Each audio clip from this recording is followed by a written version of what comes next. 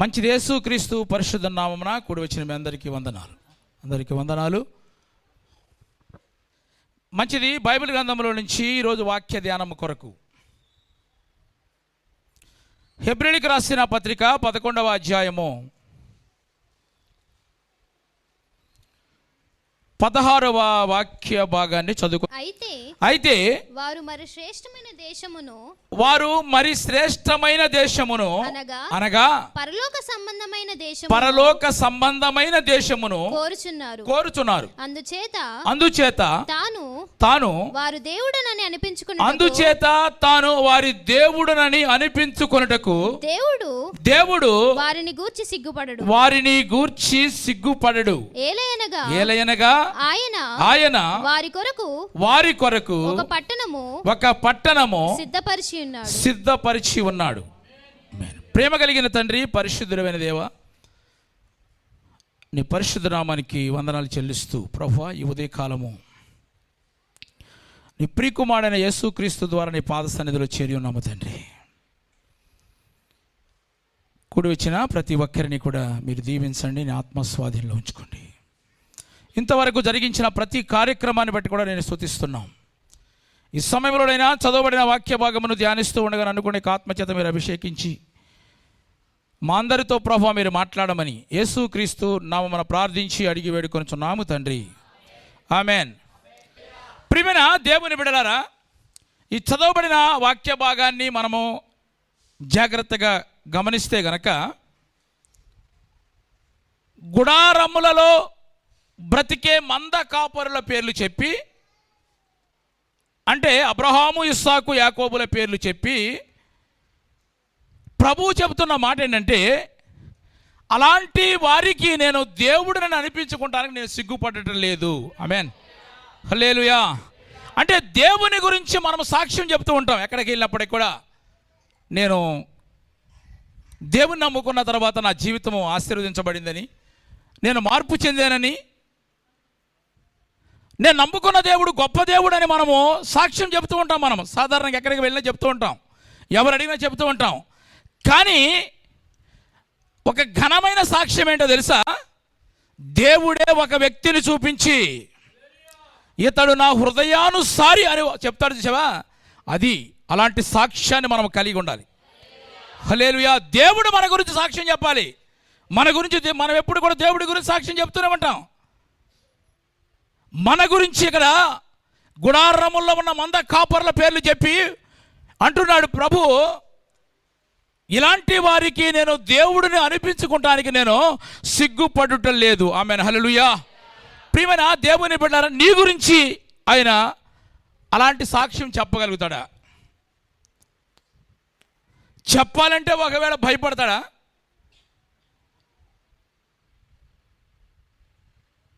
యోబు గురించి దేవుడు ఒక మంచి సాక్ష్యం చెప్తున్నాడు. భూమి మీద ఇతని వంటి వాడు ఎవడు కూడా లేడు. సాక్ష్యము కాదనేది ఒక ఛాలెంజ్ విసురుతున్నాడు. యోబు గ్రంథంలో 1వ అధ్యాయము 8వ వాక్య భాగాన్ని మనం చదువుకుందాం. అందుకు యెహోవా నీవు నా సేవకుడైన యోబు సంగతి ఆలోచించితివా? అతడు ఎలాంటి వాడో తెలుసా? యథార్థవంతుడు. అతడు ఎలాంటి వాడో తెలుసా? న్యాయవంతుడు. అతడు దేవుని యందు భయభక్తులు కలిగిన వ్యక్తి. చెడుతనం విసర్జించిన వాడు మాత్రమే కాకుండా భూమి మీద ఇతని వంటి వాడు ఎవడు కూడా లేడు. ఆమేన్, హల్లెలూయా. ప్రియమైన దేవుని బిడ్డ, యోబు లాంటి సాక్ష్యాన్ని మనం ఒక సాతానుతో ఒక సవాలు విసురుతున్నాడు. ఇతడు యథార్థవంతుడు, న్యాయవంతుడు, దేవుని భయభక్తులు కలిగిన వాడు, చెడుతనం విసర్జించిన వాడు మాత్రమే కాకుండా భూమి మీద ఇతని వంటి వాడు ఎవడు కూడా లేడు. అంటే ఒక వ్యక్తి పేరు చెప్పి దేవుడు సాక్ష్యము చెప్పడం అంటే అది మామూలు విషయం కాదు. అది నేను నమ్ముకున్న దేవుడు గొప్పవాడు, ఎన్నో కార్యాలు చేశాడు, ఆయన అవసరాలు నేను వాడుకుంటాను అని మనం ఎక్కడైనా సాక్ష్యం చెబుతుంటాం. ఇది సర్వసాధారణ జరిగే విషయం.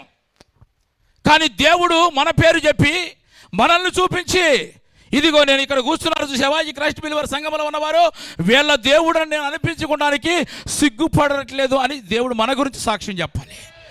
ఆమేన్, హల్లెలూయా. కొంతమంది తల్లిదండ్రులు, ప్రియమైన దేవుని బిడ్డలారా, పిల్లల గురించి వాళ్ళ ప్రవర్తన గురించి వాళ్ళు చాలా బాధపడుతూ మాట్లాడుతుంటారు. కొంతమంది వీడిని కన్నందుకు, లేకపోతే వీడి నా కొడుకు అని చెప్పుకోవడానికి నాకు సిగ్గేస్తుంది అంటారు.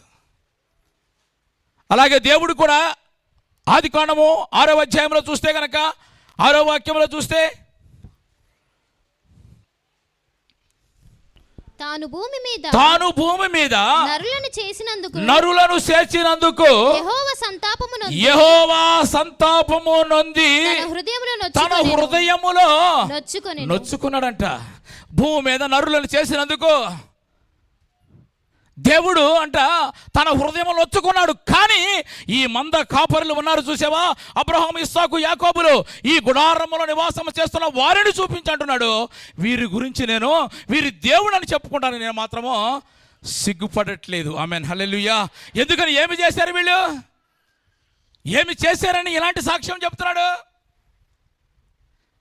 అంటే, ప్రియమైన దేవుని బిడ్డల వారంట ఎక్కడి నుంచి బయలుదేరారో దాన్ని వారు మర్చిపోయారంట. ఎక్కడికి వెళ్ళాలో ఎరుకకనే వాళ్ళు బయలుదేరారంట. అంటే వారి ప్రయాణమునకు ఆధారం ఏంటో తెలుసా? వాగ్దానమే. చప్పట్లు కూడా దేవుని స్తోత్రం చెప్పు. వాగ్దానమును చేత పట్టుకున్నారు. దేవుడు నాతో మాట్లాడాడు. వాగ్దానం దేశాన్ని దేవుడు నమ్మదగినవాడు, అంటే నన్ను పిలిచిన దేవుడు నమ్మదగినవాడు. కాబట్టి ఆ పిలుపు ఉన్నతమైనదని గుర్తించారు వాళ్ళు. దేవుడు పలుమార్లు మనం పిలుస్తూ ఉంటాడు.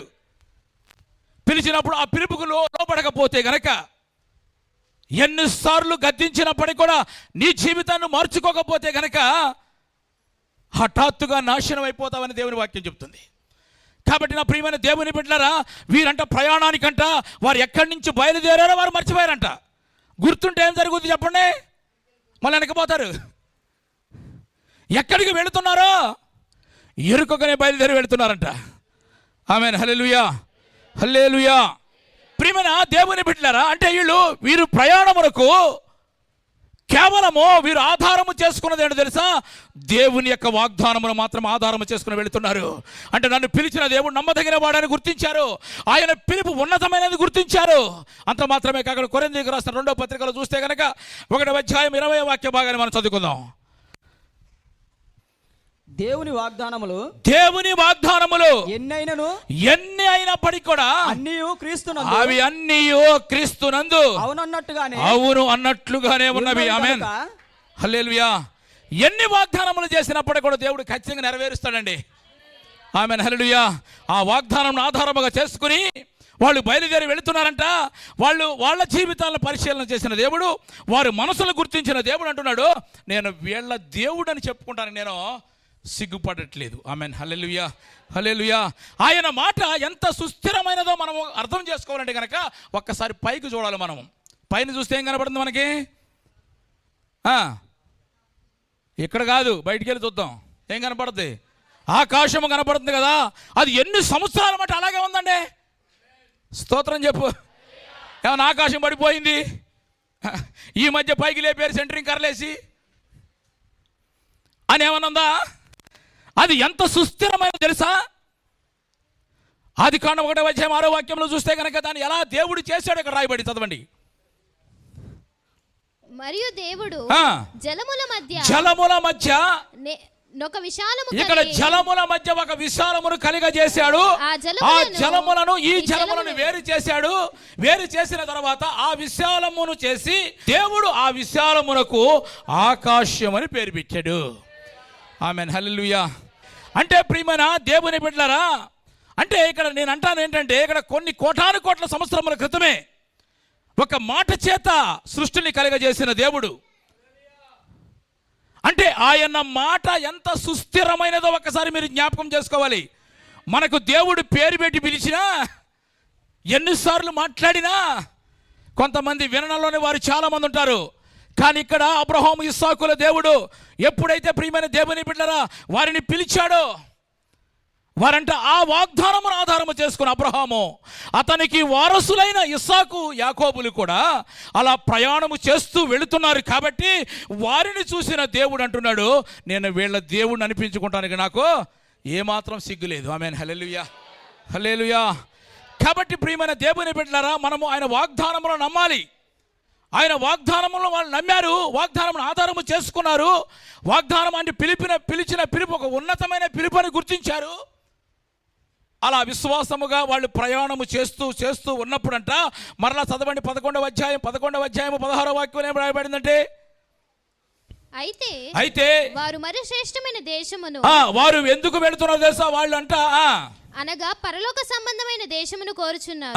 పరలోక సంబంధమైన దేశమును కోరే వాళ్ళందరూ కూడా అలాగే సాగిపోతారు. ఆమేన్, హల్లెలూయా. ఇలా వాళ్ళు ప్రయాణము సాగిపోతూ ఉందండి. సాగిపోతూ ఉన్నప్పుడు ప్రియమైన దేవుని బిడ్డలారా, ఇక్కడ దేవుడు ఈ వీటి గురించే మాట్లాడలేదు. వాళ్ళు వాళ్ళ యొక్క ప్రయాణములో వాగ్దానాన్ని పట్టుకుని ఆధారము చేసుకుని వెళుతున్న ఆ ప్రయాణములో దేవుడు వారి మనసును చూశాడు. వారు ఎలా ప్రయాణము చేస్తున్నాడో అది గమనించాడు. గమనించిన దేవుడు అంటున్నాడు, వాళ్ళ పేర్లు చెప్పి అంటున్నాడు, నేను వాళ్ళ దేవుడు అని చెప్పుకుంటా, నాకు అసలు సిగ్గే లేదు. దేవుని స్తోత్రం చెప్పు. ఆమె నేను గర్వపడుతున్నాను ఆమెను చెప్తున్నాడు. ఆమె హల్లెలూయా. కనుక నా ప్రియమైన దేవుని ఈరోజు మీద చెప్పాలనుకున్న మాట ఏంటంటే, నేను మరి వాళ్ళను చూసిన దేవుడు సిగ్గు పడట్లేదని సాక్ష్యం చెప్పినట్లుగా మన గురించి కూడా దేవుడు చెప్పగలిగిన అలాంటి సాక్ష్య జీవితాన్ని మనం కలిగి ఉండాలి. అయితే ప్రియమైన దేవుని బిడ్డలారా, అంటే అసలు వాళ్ళు ఏం చేశారు? వాళ్ళు ఎక్కడికి వెళుతున్నారు? ఎరుక్కొని బయలుదేరి వెళుతున్నారు. ఎక్కడి నుంచి బయలుదేరారో వాళ్ళు దాన్ని మరిచిపోయారు. మరిచిపోస్తూ వాళ్ళు ప్రయాణము చేస్తుంట వాళ్ళు మధ్యలో 2 పనులు చేశారు. ఆ 2 పనులు చేసిన వాళ్ళ మనసును చూసిన దేవుడు అంటున్నాడు, వీళ్ళ దేవుడిని నేను చెప్పుకుంటానికి నాకు చాలా గర్వంగా ఉంది. హల్లెలూయా. అసలు వాళ్ళు ఏం చేశారు? అసలు మనం ఏం చేయాలి ఇప్పుడు? ఈరోజు వాళ్ళ జీవితంలో నుంచి కొన్ని విషయాలు మనం చదవండి. మొట్టమొదటి హెబ్రీయులకు రాసిన పత్రిక 11వ అధ్యాయము 13వ వాక్య భాగాన్ని మనం చదువుకుందాం. వీరందరూ వాగ్దాన ఫలము అనుభవింపకపోయినను దూరము నుండి చూసి వందనము చేసి తాము భూమి మీద పరదేశములను యాత్రికులమై ఉన్నామని ఒప్పుకొని విశ్వాసము గలవారై మృతి నొందిరి. ఆమేన్, హల్లెలూయా. వాళ్ళు చేసిన 2 పనులు ఏంటో తెలుసా? అది చూశాడు దేవుడు అనమాట. వాళ్ళంట స్వదేశములో ఎలా ఉన్నారంటే కనుక వాళ్ళు పరదేశులుగా ఉన్నారు. గట్టిగా చెప్తాం హల్లెలూయా. స్వగృహములో యాత్రికులుగా ఉన్నారు వాళ్ళు. అది చూసిన దేవుడు అంటున్నాడు, వీళ్ళ దేవుడు అని చెప్పుకుంటాను, నాకు నేను అసలు సిగ్గే పడట్లేదు, ఎందుకంటే చాలా గర్వంగా నేను ఫీల్ అవుతున్నాను చెప్తున్నాడు. ఆమేన్, హల్లెలూయా. కనుక నా ప్రియమైన దేవుని బిడ్డలారా, అబ్రహాము ప్రతి విషయంలో కూడా ఇక ఎలాంటి స్టేజ్కి వచ్చేసాడంటే, ప్రభువా ఇది చేయమంటావా, అక్కడికి వెళ్ళమంటావా, దీన్ని తీసుకోమంటావా, వీళ్ళతో మాట్లాడమంటావా, దీన్ని వాడుకోమంటావా అనే స్థాయికి వచ్చేసాడు. అంటే అన్నీ ఉండి కూడా ఏమీ లేని వ్యక్తిగా, దేవుని కొరకే బ్రతికే వ్యక్తిగా అబ్రహాం మారిపోయాడు. ఆమేన్. కాబట్టి నా ప్రియమైన దేవుని బిడ్డలారా, మన గురించి మనం ఆరాధిస్తున్న దేవుడు మన గురించి గర్వంగా సాక్ష్యము చెప్పాలంటే కనుక మనం ఎప్పుడు కూడా మన మనసులో ఉండవలసిన ఆలోచన ఒకటి, మనం ఏంటంటే మన స్వదేశములో కూడా మనము పరదేశులుగా మనం ఉండాలి. ఆమేన్, హల్లెలూయా. ఇది ఎప్పుడు పాడతారు ఈ పాట? స్తోత్రం. అప్పుడు తెలుస్తుంది అన్నమాట. కాబట్టి ఇక్కడ ఉన్నప్పుడు నువ్వు పరదేశిగానే ఉండాలి. ఈ లోకం శాశ్వతం కాదంటారు, కానీ దీని మీద అన్ని సంపాదించుకునే ప్రయత్నం చేస్తారు. డబ్బు ఉండాలి కానీ మనస్సు మాత్రం ప్రభు మీద ఉండాలి. దేవుని స్తోత్రం చెప్పు. కనుక నా ప్రియమైన దేవుని మనం ఈ లోకం నివసించినప్పటికీ కూడా మన హృదయంలో ఎప్పుడు కూడా ఉండవలసిన విషయం ఏంటంటే, మన పౌరత్వము పరలోకములో ఉంది, నా జీవము క్రీస్తులో దాచబడి ఉన్నది. ఆమేన్, హల్లెలూయా. ఇలా వాళ్ళందరూ కూడా అలా సాగిపోయారు. కాబట్టి వారిని చూసిన, వారి జీవితాలను, వారి మనసును చూసిన దేవుడు అంటున్నాడు, నేను వీళ్ళ దేవుడిని చెప్పుకుంటాను, నాకు అసలుకి సిగ్గే లేదు. ఆమేన్, హల్లెలూయా. నాకు చాలా గర్వంగా ఉంది. అయితే అబ్రహాముకు ఈ మనసు ఎప్పటి నుంచి వచ్చింది తెలుసా మీకు? అన్నీ ఉండి కూడా ఏమీ లేనట్టుగా, ఏంటయ్యా అంత ధనవంతుడు కదా నువ్వు, పూటకి 400 మందిని ఇంట్లో భోజనం చేస్తారు కదా, ఇంత ఆస్తిపాస్తులు ఉన్నాయి కదా, గుడారంలో ఎందుకు నివాసం చేస్తున్నామంటే అంటాడు, నాకు ఎందుకని బిల్డింగ్లో ఉండబుద్ధి కావట్లేదు. దేవుని స్తోత్రం చెప్పట్లేదు మీరు? హల్లెలూయా. నాకు ఉండబుద్ధి కావట్లా, నాకు గుడారంలోనే ఉండాలి. ఆమేన్, హల్లెలూయా. ప్రియమైన దేవుని బిడ్డ, ఎప్పుడు వచ్చిందంటే ఈ మనసంతా కూడా, కొడుకుని ఇచ్చాడు కదా దేవుడు, కొడుకు ఇచ్చింది, కొడుకు పెరుగుతూ ఉన్నాడు, ఈ కొడుకును చూస్తూ బ్రతుకుతున్నాడు. నా కొడుక, నా కొండ, నా బంగారమా అని ఇక కొడుకు మీద ప్రేమ. ఇక దేవుడు చూశాడు మొత్తానికి ఇట్ట ఉంటే కుదరదు అనుకున్నాడు. మొత్తానికి బలిమ్మన్నాడు. అబ్రహాం అప్పుడు గుర్తించాడు, ఇది దేవుని చిత్తమని గుర్తించాడు. ఇక నిజమే, ఒకవేళ కనుక ఇక నా మనసంతా నా కొడుకు మీద ఉంటే కనుక నేను దేవునికి దూరం అయిపోతాను అనుకున్నాడు. అతని ఆలోచన ఎలా వచ్చిందంటే, ఇప్పుడు నా కొడుకు ఉన్నా లేకపోయినప్పటికి కూడా కొడుకు ఇచ్చిన దేవుడు నా జీవితం ఉంటే చాలు. ఆమేన్, హల్లెలూయా, హల్లెలూయా.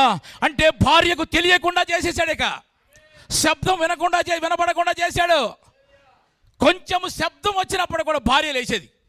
కొడుకుని తీసుకున్నప్పుడు భర్తతో అడిగేది, ఎక్కడికి వెళ్తున్నావు? దేవుడు అడిగాడు, మన అబ్బాయిని దహన బలిగా అర్పించమన్నాడు. అప్పుడు భార్య అంటుందన్నమాట, కొంచెం వెయిట్ చేయి, నేను వెళ్ళి దేవుని పాదాల మీద పడతాను, నేను కొన్ని రోజులు ఫాస్టింగ్ బేర్ చేస్తా, నేను బ్రతిమలాడతాను అని అంటదేమోనని, అంటే దేవుని చిత్తమును చేయకుండా ఎక్కడ దూరం అయిపోతానని వెంటనే భార్యకు తెలియకుండా పక్కలో ఉన్న కొడుకును లేపాడు. కనుక నా ప్రియమైన దేవుని బిడ్డలారా, దేవుని చిత్తము చేయడానికి నువ్వు కుటుంబం అంతా కలిసి నువ్వు పెద్ద డిస్కస్ చేయవలసిన అవసరం లేదు. ప్రభువు నీతో మాట్లాడాడు. నీతో మాట్లాడితే నువ్వు కార్యం చేయటమే. ఒకవేళ నువ్వు గనక అలా చేయకపోతే గనక తర్వాత నష్టపోయేది నువ్వే. ఆమేన్, హల్లెలూయా. కాబట్టి నా ప్రియమైన దేవుని చిత్తము చేయటానికి గనక నువ్వు ముందుకు సాగిపోయావు కదా, ఆ త్యాగమే, ఆ సమర్పణే నీ గురించి దేవుడు ఒక మంచి సాక్ష్యం చెప్తాడు అప్పుడు. ఆమేన్. దానికి కారణం అవుతుంది ఆ త్యాగము. ఇక్కడ అబ్రహాము జీవితంలో కూడా ప్రియమైన దేవుని బిడ్డరా, దేవుని చిత్తము చేయటానికి అతను సాగిపోతున్నాడు. చూసావా, అతని విధేయత చూపిన దేవుడు అంటున్నాడు, ఇతని దేవుడు అని చెప్పుకోవడానికి నేను సిగ్గుపడట్లేదు. ఆమేన్, హల్లెలూయా, హల్లెలూయా. అబ్రహాం ఇస్సాకును తీసుకుని వెళుతున్నాడు. కొడుకు అంటున్నాడు, మధ్యలో ఏమన్నాడు కొడుకు, డాడీ మరి కట్టెలు ఉన్నాయి, నొప్పి ఉన్నాయి, అన్నీ ఉన్నాయి, మరి దహన బలి గొర్రె పిల్లేదని అడిగాడు. మామూలుడు కాదు, ఇస్సాకు అడిగాడు. అడిగితే అంటున్నాడు, దేవుడే. మొత్తానికి వెళ్ళారు. అక్కడికి వెళ్ళిన తర్వాత బలిపీఠం కడుతున్నారు. బలిపీఠం ఎవరు కడుతున్నారు తెలుసా? ఎవరైతే బలిపీఠం మీద ఎక్కాలో ఆ ఇస్సాకే కట్టెలు అందిస్తున్నాడు, ఆ ఇస్సాకే రాళ్ళు వేరుస్తున్నాడు. మొత్తానికి కట్టేసిన తర్వాత, బలిపీఠం కట్టిన తర్వాత ఇస్సాకుని బంధించి కత్తట పట్టుకున్నాడు. అంతే, పరలోకం నుంచి ఒక స్వరం వినబడుతుంది, అబ్రహామా నీ కుమారుని నువ్వేం చేయొద్దు. ఎందుకు ప్రభువా? వదిలే అన్నాడు. అంటే ప్రియమైన దేవుని బిడ్డ, అబ్రహాము కత్తి పట్టుకున్నాడు అంటే అంతే. అంటే అర్థం ఏంటి? ఇస్సాకు మీద ఉన్న ప్రేమ అంతా కూడా పోయింది లేదా? పోయింది. ఆమేన్, హల్లెలూయా. అదే కావాలి దేవునికి. స్తోత్రం చెప్పు. అంటే ఇస్సాకు మీద ఉన్న ఆశలన్నీ కూడా పోయాయి ఇప్పుడు. అంటే ఇప్పుడు ఎక్కడికి వచ్చాయంటే, నా కొడుకు లేడుక, నా కొడుకు అక్కర్లేదు, యెహోవాయే నా స్వాస్థ్యం అనే అనుభవంలోనికి వచ్చేసాడు. గట్టిగా చప్పట్లు కూడా దేవుని స్తోత్రం చెప్పు.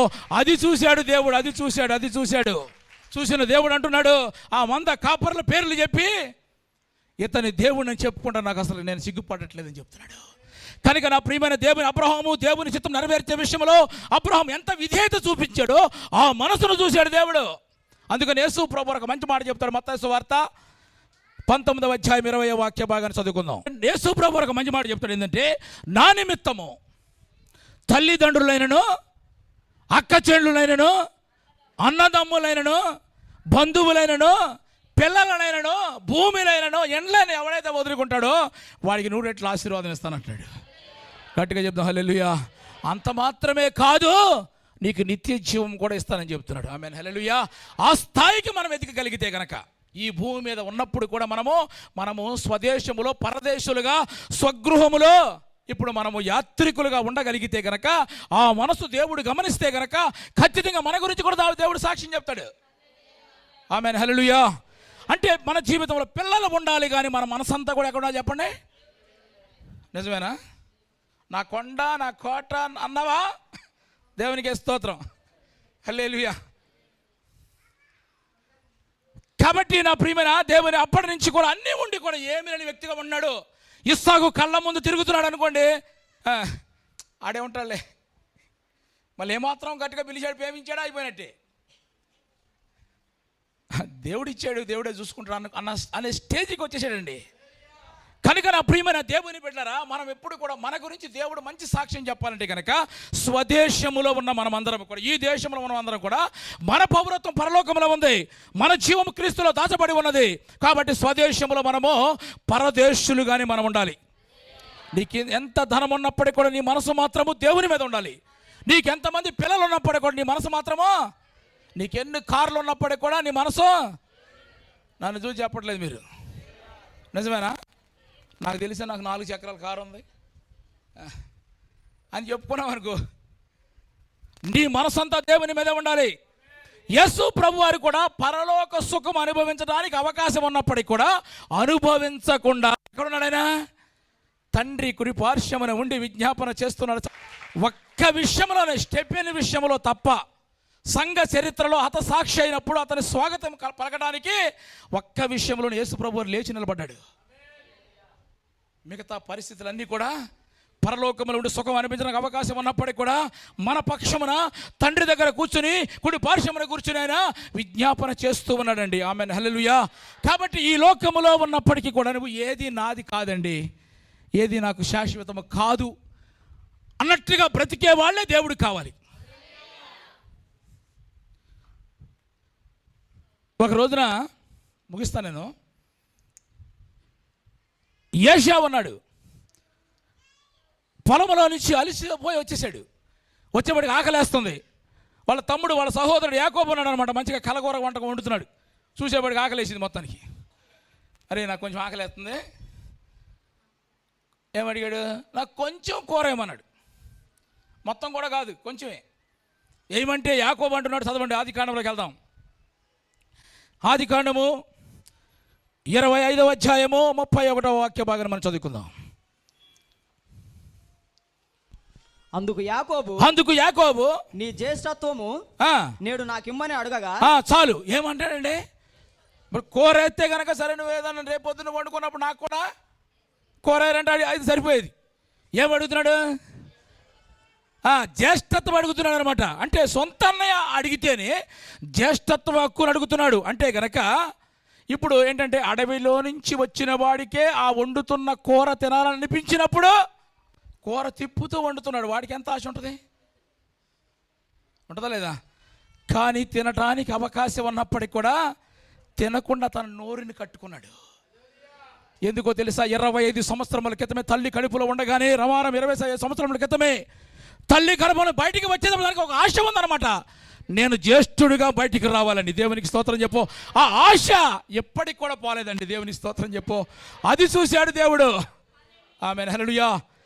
అబ్రహాము దేవుని యొక్క దేవుని చిత్తాన్ని నెరవేర్చడానికి ఏ రీతిగా విధేయత చూపించాడో అదే విధేయతను ఇస్సాకులో చూశాడు. ఇక్కడ యాకోబులో ఏం చూసాడు తెలుసా? ఆ ఆశ మొట్టమొదటిగా 7 గంటలంటే ప్రార్థనకు, చెప్పండి, 7 గంటలకి రావాలని ఆశ ఉంటుంది చూసావా? అది చూస్తాడు దేవుడు. నేను ఎప్పుడు వెళ్ళినా నన్ను నిలబెడతారు, ఎప్పుడు వెళ్ళినా నాకు ప్రార్థన ఇస్తారు, ఎప్పుడు వెళ్ళినా పాటలు పాడనిస్తారు అనుకున్న వాళ్ళు ఎప్పుడైనా వస్తారు. ఆ ఆశను చూశాడు. 25 సంవత్సరాలు గడిచిపోయినప్పటికీ కూడా ఎందుకు అడుగుతాడు జ్యేష్ఠత్వ హక్కుని? నేను మొదటి వ్యక్తినే కావాలి. ఆమేన్, హల్లెలూయా. రెండో వ్యక్తిగా ఉండడానికి లేదా? ఆ ఆశ కావాలి మనకి. అప్పుడు అంటాడు, నేను వీళ్ళ దేవుడిని చెప్పుకుంటాను, నాకు సిగ్గుపడలేదు అని అంటాడు. లేకపోతే ఎన్నిసార్లు చెప్పినా 10 గంటలకే వస్తారండి వీళ్ళు. చెప్తాడు 10 గంటలకు వచ్చిన చూసే వీళ్ళ గురించి, వీళ్ళ దేవుడిని అని చెప్పుకుంటే నాకు చాలా సంతోషంగా ఉందంటాడా? ఆశ కావాలి. అది చూశాడు యాకోబు యొక్క జీవితంలో. ఇస్సాకు యొక్క జీవితం విధేయత చూశాడు. అబ్రహాం యొక్క జీవితంలో దేవుని చిత్తం నెరవేర్చే విషయంలో ఆ విధేయతను చూశాడు. అదే విధేయత ఇస్సాకు కూడా అదే చేశాడు. అసలు ఆయన కట్టెలు అందించడం ఏంటండి? అంత ధనవంతుడు కదా, అరే డాడీ 2 పని మనుషులు తీసుకుని చెప్పి తీసుకురాడా? ఆయన రాళ్ళు అందించడం ఏంటి అంటే ఎంత విధేయత చూపించాడు. అందుకనే ఆ మంద కాపర్ల గుడారం నివాసం చేస్తున్న వాళ్ళ పేర్లు చూపించి దేవుడు అంటున్నాడు, వీళ్ళ దేవుడు అని చెప్పుకుంటాను, నేను సిగ్గుపడట్లేదు. ఆమేన్, హల్లెలూయా, హల్లెలూయా. మరి మన గురించి కూడా అట్లాంటి సాక్ష్యం చెప్పాలి దేవుడు. చెప్పాలంటే కనుక స్వదేశంలో నువ్వు ఎలా ఉండాలి? పరదేశులుగా ఉండాలి. స్వగృహంలో, నీ గృహంలో కూడా ఎలా ఉండాలి? యాత్రికులుగా ఉండాలి. ఆమేన్, హల్లెలూయా. యాత్రికులు ఏం చేస్తారు? యాత్రికులు ఎక్కడికైనా వెళ్ళేటప్పుడు 4 మంచాలు, 2 బీరువాలు, 5-6 బస్తాలు బియ్యం వేసుకెళ్తారా? ఏదో సూట్ కేసు చేసుకుని పోతారు అంతే. హల్లెలూయా, హల్లెలూయా. దేవుడు అలాంటి సాక్ష్యం చెప్పేటట్లుగా మన సంఘం అంతా ఉండాలని ప్రభు కోరుకుంటున్నాడు. అప్పుడు అంటాడు, ఈ క్రైస్ట్ బిలీవర్ సంఘంలో ఉన్న సభ్యులను చూసి, సంఘాన్ని చూసి నేను చాలా గర్వపడుతున్నాను అంటాడు. ఆమేన్, హల్లెలూయా. ఇప్పుడు జక్కీ ఉన్నాడు. జక్కీ గురించి దేవుడు సాక్ష్యం చెప్పాడు. ఏం చెప్పాడు? అది ఇతడు అబ్రహాము కుమారుడే. చప్పట కూడా దేవుని స్తోత్రం చెప్పు. హల్లెలూయా. అంటే ఎలా చెప్పగలిగాడండి? చేతుల అతడు ఏం చేస్తున్నాడు తెలుసా? సకల ఆస్తులను విడిచిపెట్టేసి యేసయ్య ఉంటే చాలు అనే అనుభవంలోనికి వచ్చాడు. మొదటి ప్రసంగంలోనే దేవుని స్తోత్రం చెప్పు. మొదటి రోజే 100 ప్రసంగాలు ఆయన మారు మనసు పొందరా. మొదటి రోజే ఒక్క పిలుపుకే యేసు ప్రభుని ఇంట్లో చేర్చుకున్నాడు. యేసు ప్రభు ఇంట్లోనికి రావగానే ప్రియమైన దేవుని బిడ్డ అతను అన్నాడు, అన్యాయముగా నేను ఎంత సంపాదిస్తే 400 ఇచ్చేసేస్తానన్నాడు. నా ఆస్తిలో సగభాగం పేదలకు ఇచ్చేస్తానని చెప్తున్నాడు. అయితే ఇప్పుడు మరేంటి, ఇప్పుడు దాకా ధనవంతుడు నువ్వు బాగా మరి ఎట్టబోగుతారంటే అంటున్నాడు, నాకు తెలవక కానీ ఎన్ని ఉంచుకున్నాడు, కానీ అంతకంటే విలువైన వ్యక్తి నా జీవితంలోకి వచ్చినా నాకు ఏం ఎందుకు అన్నాడు. దేవుని స్తోత్రం చెప్పు. అవి ఈ విలువ తెలియకే నేను ఇవన్నీ దాచిపెట్టుకున్నాను ఇన్ని రోజులు. నేను ఇవన్నీ ఎందుకు బయటకి ఇచ్చేస్తాను తెలిసి ఇప్పుడు, ఇవన్నీ అక్కర్లేదు ఎందుకు తెలుసుకున్నాను తెలిసి ఇప్పుడు, నేను నాకు ఆటి కంటే విలువైన వ్యక్తి నా జీవితంలోకి వచ్చిన తర్వాత నాకు అక్కర్లేదు. చప్పట్లు కూడా దేవుని స్తోత్రం చెప్పు. అది చూశాడు కాబట్టి జక్కీ యొక్క జీవితంలో అంటున్నాడు, ఇతడు కూడా అబ్రహాము కుమారుడే. ఆమేన్, హల్లెలూయా. అలాంటి సాక్ష్యాన్ని మనం కలిగి ఆ సమర్పణ కావాలి మనకి. ఏదో వస్తున్నాం వెళ్ళిపోతాం రోజులు గడిచిపోతాయి. మొత్తానికి అమ్మ 8 నెలలు అయిపోయి ఇంక 4 నెలలు వెళ్ళిపోతే ఈ సంవత్సరం కూడా అయిపోతే 2025 హ్యాపీ న్యూ ఇయర్ చెప్పుకుందాం. ఆ హ్యాపీ న్యూ ఇయర్ లోపు నీ గురించి, నా గురించి, మనందరి గురించి కూడా ప్రభు ఒక సాక్ష్యం చెప్పాలి. ఇతడు అబ్రహాము కుమారుడే, ఇతని వంటి వాడు ఎవడు కూడా భూమి మీద లేడు అనే ఒక మంచి సాక్ష్యము చెప్పగలిగిన ఆత్మీయ అనుభవంలోనికి మనం రాగలిగితే గనక ఇక మనకంటే ధన్యులు ఎవరు ఉండరండి. ఆమేన్, హల్లెలూయా. ఆ గుడారంలో నివాసం చేస్తున్న మంద కాపర్ల పేర్లు చెప్పి అంటున్నాడు, నేను వీళ్ళ దేవుడిని చెప్పుకుంటానికి నేను సిగ్గుపడట్లేదు అంటున్నాడు. కాబట్టి ఎందుకు సిగ్గుపడకుండా ఉన్నాడంటే, ఎందుకు గర్వపడుతున్నాడంటే గనక అబ్రహాము దేవుని చిత్తము చేయటంలో విధేయత చూపించాడు. ఏ విధేయత తండ్రి ద్వారా నేర్చుకున్నాడు, ఇస్సాకు కూడా బలిపీఠం ఎక్కేటప్పుడు కూడా అదే విధేయత నేర్చుకున్నాడు. 20 తల్లి గర్భములో ఒక ఆశ ఉంది. ఎవరికి? యాకోబుకి. అందుకని మడం పట్టుకున్నాడు. వీడు బయటికి రాగానే వాడు మడం పట్టుకుని బయటకు వచ్చాడు. దేవుని స్తోత్రం. ఆ ఆశ పోనలేరా అని వదిలిపెట్లా. అంత పెద్దోడయ్యాడు, 20 సంవత్సరాలు గడిచిపోయినాయి, అయినప్పటికీ కూడా ఆ ఆశ మాత్రం పోలేదండి. నాకు మొదటి స్థానమే కావాలి. అడ్జస్ట్ అయిపోయి మనసు కాదు యాకోబుదే. అందుకనే నువ్వు నన్ను ఆశీర్వదిస్తే కానీ నేను అని ప్రార్థన చేశాడు. మనమైతే కొంచెం రాగానే వచ్చే సంవత్సరం కనపడతాడు. దేవుని స్తోత్రం. ఇంకేం సాక్ష్యం చెప్తాడు నీ గురించి, నా గురించి, మన గురించి? కాబట్టి నా ప్రియమైన దేవుని సంగమా, మన స్వదేశంలో పరదేశులుగా ఉండగలిగితే మన పౌరత్వం పరలోకంలో ఉంది, మన జీవము క్రీస్తులో దాచబడి ఉంది. ఇది నీ మనసులో పెట్టుకుంటే గనక ఈ ఆత్మీయమైన ప్రయాణంలో అన్నీ ఉన్నప్పటికీ కూడా దేని మీద నీకు మనసు ఉండదండి.